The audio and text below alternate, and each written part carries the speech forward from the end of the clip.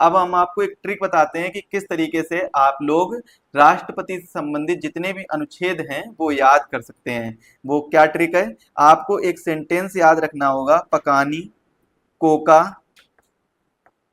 दियोदशम, पकानी Coca दियोदशम। तो ये sentence याद रखना होगा। इसके बाद में एक अनुच्छेद और याद कर लीजिए, आर्टिकल 62 या फिर अनुच्छेद 62 को और याद कर लीजिए।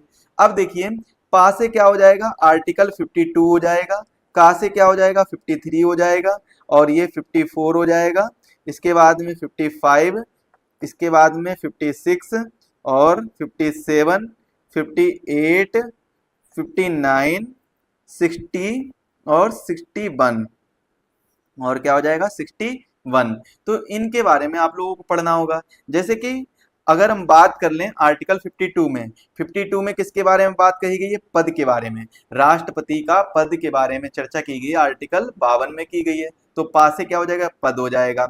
आर्टिकल 53 में किसके बारे में बात की गई है, कार्यपालिका शक्ति के बारे में बात की गई। जो कार्यपालिका की शक्तियां होती हैं वो किसके किस में निहित होती हैं, वो राष्ट्रपति में निहित होती हैं। तो ये चीज अभी मैंने बताई है आपको, कार्यपालिका शक्ति के बारे में 53 में बात होती है। इसके बाद में नी से क्या हो जाएगा, नी से निर्वाचन के बारे में बात होती है। नी से किस बारे में बात होती है, निर्वाचन के बारे में। तो निर्वाचन आर्टिकल 54 में, निर्वाचन किस में होता है, आर्टिकल 54 के तहत होता है। इसके बाद में 55 में देखिए, 55 में किसके बारे में बात की गई है, जो 55 है आर्टिकल, इसमें न्यूनतम कोटा के बारे में बात की गई है। न्यूनतम कोटा के बारे में बात की गई है, जो कोटा मिलता है राष्ट्रपति को उसके बारे में बात की गई है। इसके बाद में 56 में जो का है, इसमें राष्ट्रपति के कार्यकाल के बारे में बात की गई है, कार्यकाल के बारे में।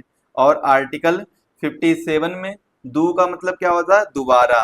तो दोबारा निर्वाचन की बात किसमें की गई कि राष्ट्रपति एक बार जो निर्वाचित हो गया है वो दोबारा भी निर्वाचन करवा सकता है, दोबारा भी निर्वाचित हो सकता है।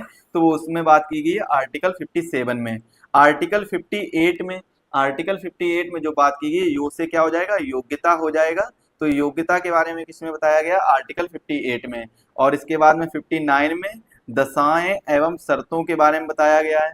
जो भी आर्टिकल, जो 59 आर्टिकल है, इसमें जितनी भी दशाएं होंगी या जो भी शर्तें होंगी पद के लिए, वो सभी आर्टिकल 59 में बात की गई है। इसके बाद में आर्टिकल 60 में यानी 60, अनुच्छेद 60 में किसके बारे में बात की गई, शपथ के बारे में, राष्ट्रपति के शपथ के बारे में बात की गई। अच्छा, राष्ट्रपति को शपथ दिलाता कौन है, चीफ जस्टिस ऑफ इंडिया, यानी जो सुप्रीम कोर्ट का चीफ जस्टिस होता है वो राष्ट्रपति को शपथ दिलाता है। और अगर चीफ जस्टिस की बात की जाए तो चीफ जस्टिस को शपथ कौन दिलाता है, राष्ट्रपति शपथ दिलाते हैं। तो ये एक दूसरे में अल्टरनेट चलता रहता है, एक दूसरे को शपथ दिलाते हैं।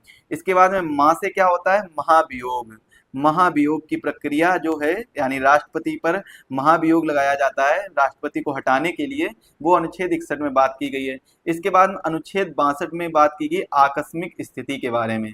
अब वो कौन कौन सी आकस्मिक स्थिति होगी उसके बारे में बात की गई है अनुच्छेद 62 में। तो कौन कौन सी आकस्मिक स्थिति होगी, तो ऐसी आकस्मिक स्थिति होगी कि अगर मान लेते हैं राष्ट्रपति अपने पद पर नहीं है तो उपराष्ट्रपति राष्ट्रपति के पद को संभालेगा, और अधिकतम 6 माह तक ही राष्ट्रपति का पद है वो खाली रह सकता है। इससे ज्यादा राष्ट्रपति का पद खाली नहीं रह सकता है। मतलब क्या है, अधिकतम केवल 6 माह तक ही राष्ट्रपति का पद है वो खाली रह सकता है। या फिर हम इसे दूसरे सेंटेंस में ये कह सकते हैं कि राष्ट्रपति का पद है 6 माह के अंदर ही भरा जाना चाहिए, ये कंपलसरी है। और ये चीज आप लोगों को याद रखनी होगी, स्टेटमेंट में क्वेश्चन पूछ लिया जाता है। तो जितने भी अनुच्छेद मैंने आपको बताए ये सभी आपको याद हो गए होंगे, और आशा ऐसा करता हूं कि सभी अनुच्छेद से अगर कोई भी क्वेश्चन आता है तो आप लोग कर ले जाएंगे।